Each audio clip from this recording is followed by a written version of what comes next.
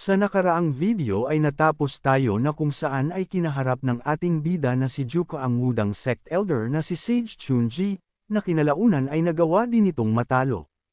Matapos na malaman nito ang pangalan ni Juka at ang magandang kahulugan nito. Habang binibitawan ni Sage Chunji ang kanyang sandata, ay bigla naman itong may naalala na mula sa kanyang nakaraan, na kung saan ay nagawa siyang mapaluhod ng isang martial artist. At base sa itsura ay nagtataglay din ito ng hindi pangkaraniwang kulay ng buhok, kaya naman ay napangiti na lang ito dahil sa 2 beses na siyang naipabagsak ng 2 martial artist na may kaparehong kulay ng buhok, ngunit maya-maya naman ay bigla na lang itong bumagsak. Sa nangyari ay hindi naman makapaniwala ang grupo ng Manso Merchant, maging ang mga miyembro ng Five Peak Stronghold ay tulala din habang pinagmamasdan ang mga nagaganap.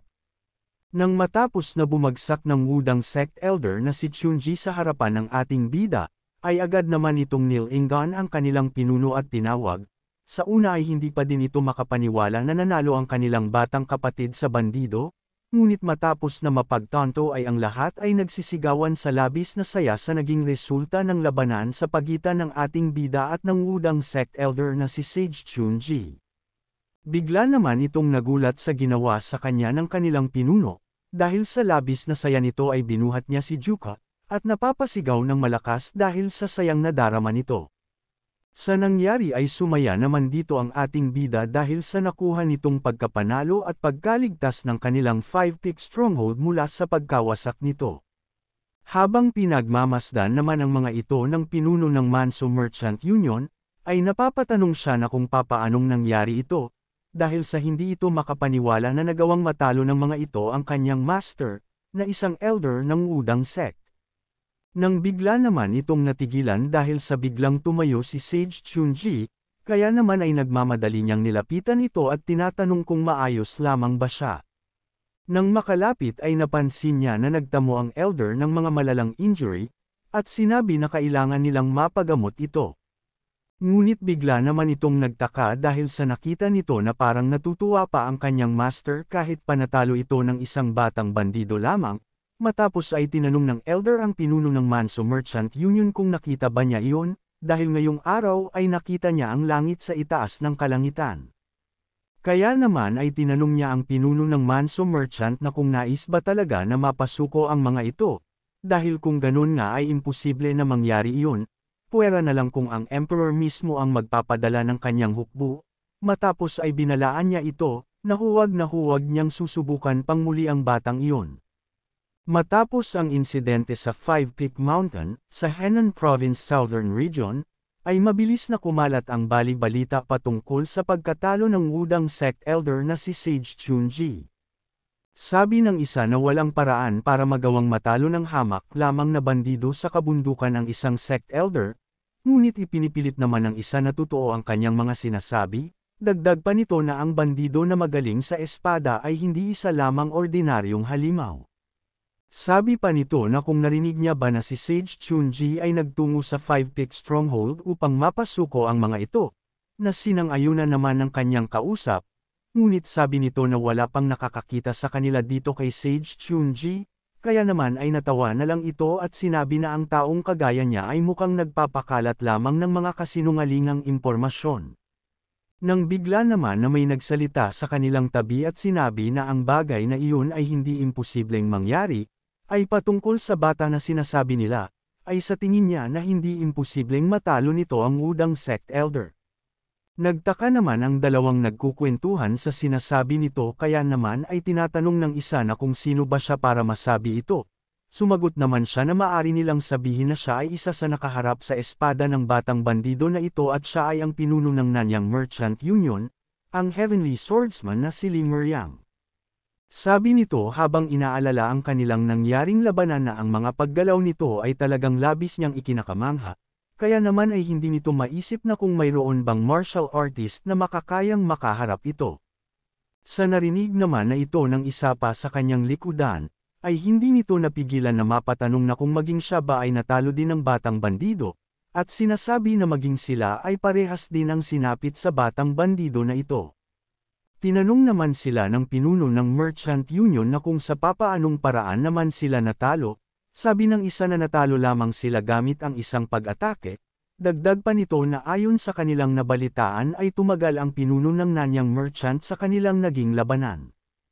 Ang Manso Merchant Union ay hindi nagtagumpay sa kanilang plano na mapasuko ang mga ito, dahil dito, ito ay nalaman ng lahat sa buong Henan Province na walang kahit na sino ang makakayang kalabanan ang Five Peaks Stronghold. At para sa reputasyon ng Wudang Sect at ng Manso Merchant, ang kanilang pinuno na si Sang Makhan ay ginawa ang lahat upang mapigilan ang pagkalat ng balita, ngunit, ang balita patungkol sa kanilang pagkatalo ay kumalat na sa buong Southern Henan Province. Ang Five Peaks Stronghold na nagmula sa hindi kilala, ay ngayon ay isa na sa malalakas na grupo ng bandido. Ang mga impormasyon patungkol kay Sage Chunji ay sinasabi na hindi tama. Sa kaparehas na pagkakataon, ang usap-usapan patungkol sa 10 bayani na nagprotekta sa Five Peaks Stronghold ay nag-umpisa na din kumalat, ngunit sa lahat ng mga ito, ay mayroong isang pangalan ang tanging nangingibabaw. Sa kabilang banda naman, ay may isang bandido sa ibang kuta ang nagbabalita sa kanyang matataas.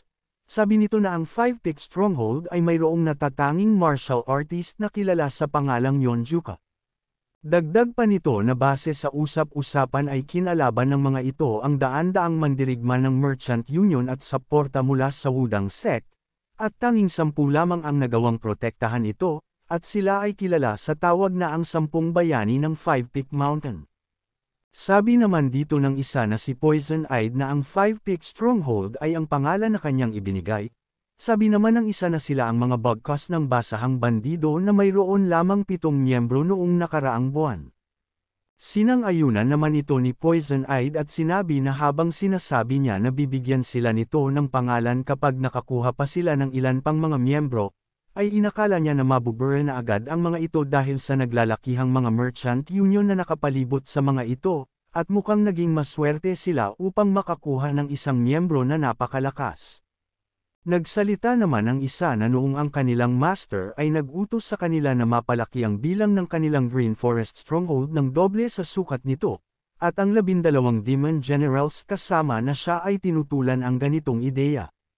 Sabi pa nito na kung kailangan lamang nila na mapalaki ang kanilang bilang, ay hindi ba ng mga ito madudungisan lamang ang reputasyon ng Green Forest?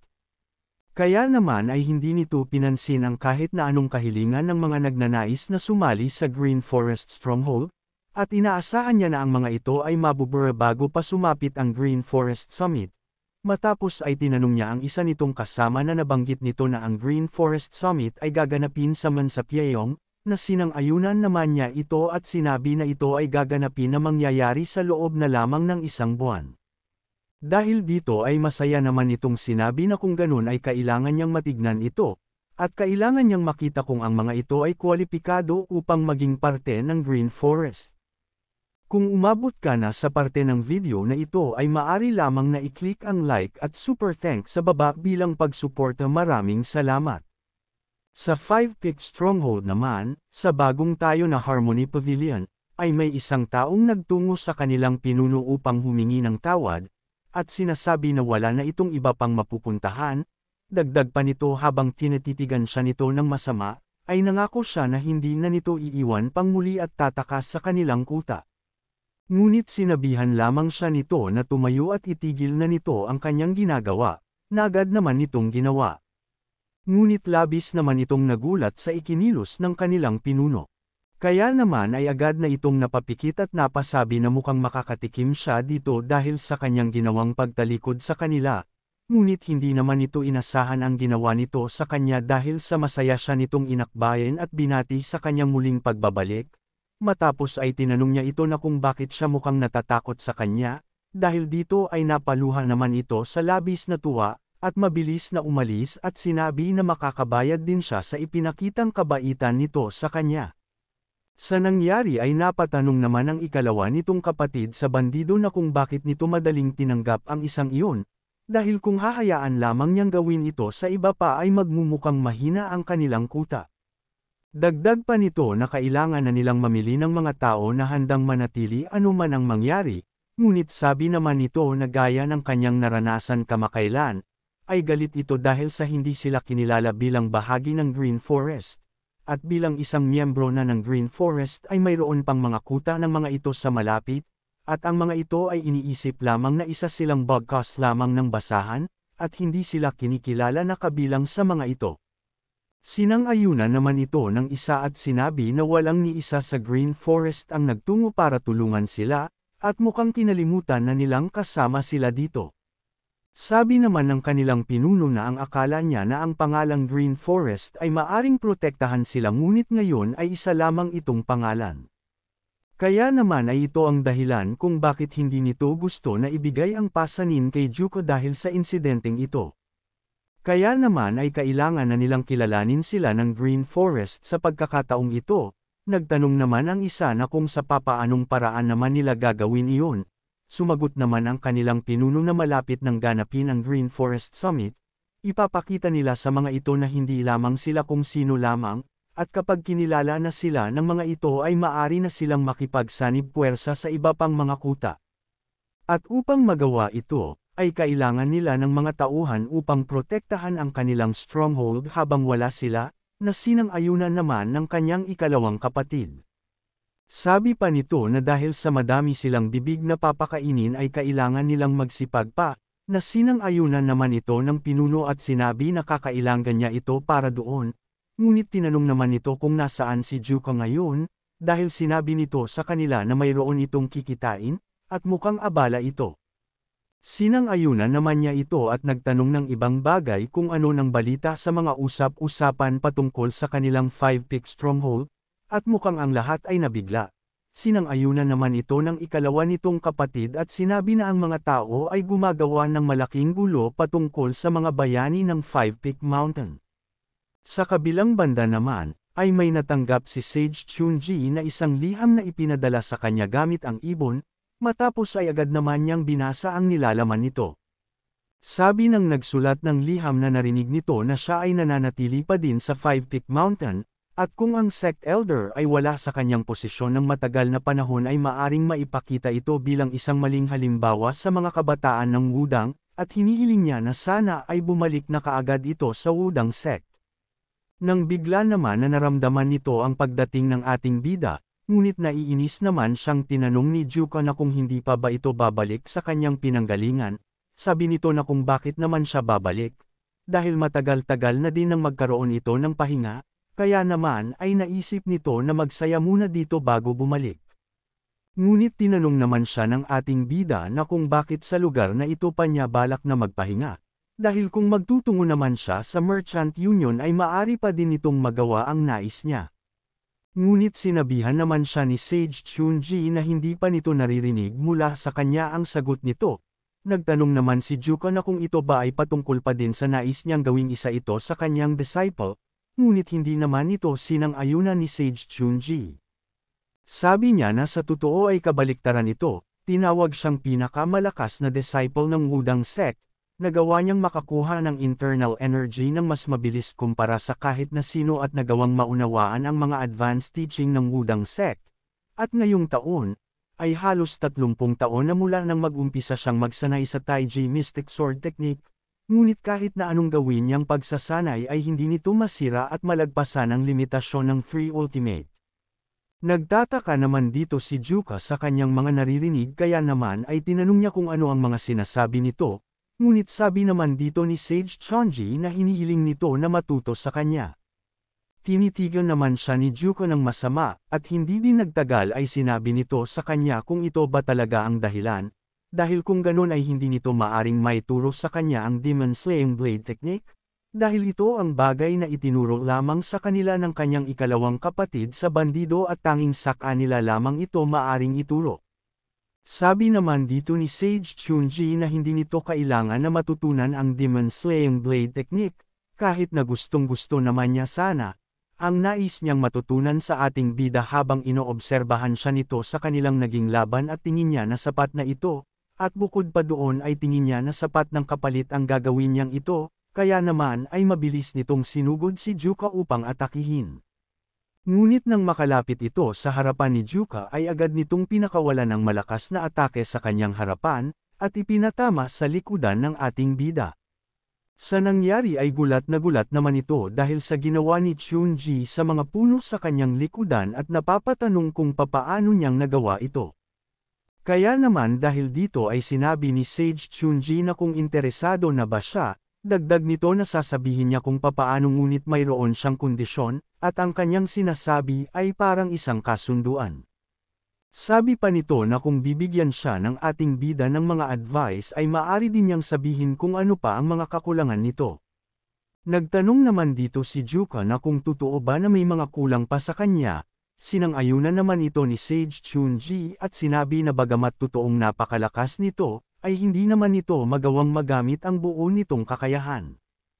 Ito ay dahil sa hindi pa nito naiintindihan ang mga pangunahing teorya ng mga martial arts, at kapag nagawa na nitong may master ang mga basic, ang kanyang martial arts ay lalaki hanggang sa pinakamalalim na level nito, kaya naman nang matapos nitong magpaliwanag kay Juka ay tinanong niya ito na kung ano ba ang kanyang masasabi sa kanyang alok.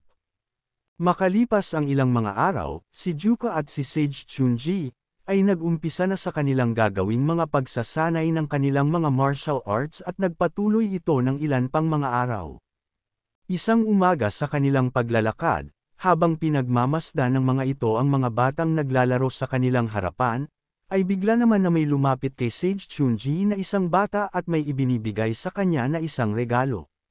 Sa tuwa nito ay agad niyang nilapitan ang bata at sinabi na sa susunod na magkikita sila ay maglalaro ang mga ito. Nang makaalis naman ang bata ay sinabi sa kanya ng ating bida na mukhang silang dalawa ay nagiging malapit na sa isa't isa. Sabi naman dito ni Sage Chunji na hindi ito malabo dahil sa ang mga ito ay nakakatuwang panoodin, ngunit hindi naman ito sinang-ayunan ni Juka at sinabi na ang pinakaayaw niya ay sa mga bata. Sa nangyari ay nagtaka naman dito si Sage Chunji kaya naman ay tinanong niya ang ating bida na kung bakit naman ito kinakamuhian ang mga inosenteng bata. Sabi dito ng ating bida na hindi nito alam ang kanyang sinasabi, dahil ang mga bata ay ang pinakamatindi, dahil ang mga taong kagaya nila ay maari kang pagtawanan, manginis at mambuli ng kapwa nila. Nilingan naman siya ni Sage Chunji at sinabi na pakiramdam niya na ang mga tao sa Five Peak Stronghold ay magkakaparehas kahit na anong edad pa ng mga ito. At hindi nito maisip na ganitong klase ang makikita niya sa kuta sa isa sa mga Green Forest. Sabi naman dito ni Juka na ang mga kuta ay isa pang lugar kung saan maaring tirahan at tingin niya ay walang pinagkaiba ito sa kanilang wudang sect, na sinang-ayunan naman ito ni Sage Chunji at sinabi na mukhang nagkaroon siya ng malaking hindi pagkakaunawa patungkol sa kanila.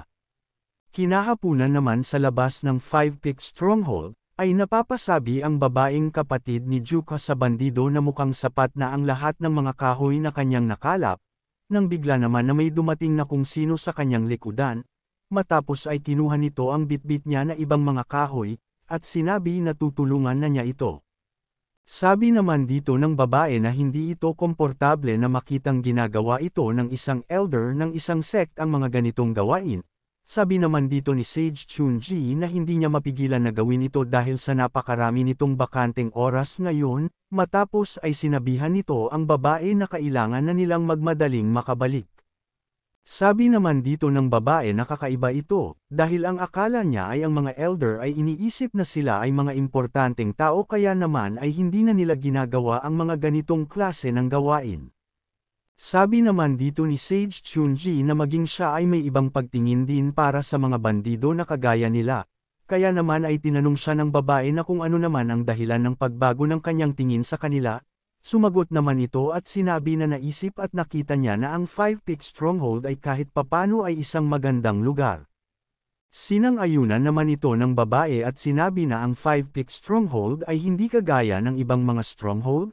Halos lahat ng mga ibang mga stronghold o mga bandido ay binubuo ng mga magnanakaw, ngunit ang ibang mga tao sa lugar na ito ay mga taong tumakas dahil sa hirap na kanilang pinagdaanan sa buhay, na maging siya ay sumali dito dahil sa muntik na siyang maibenta sa isang brothel.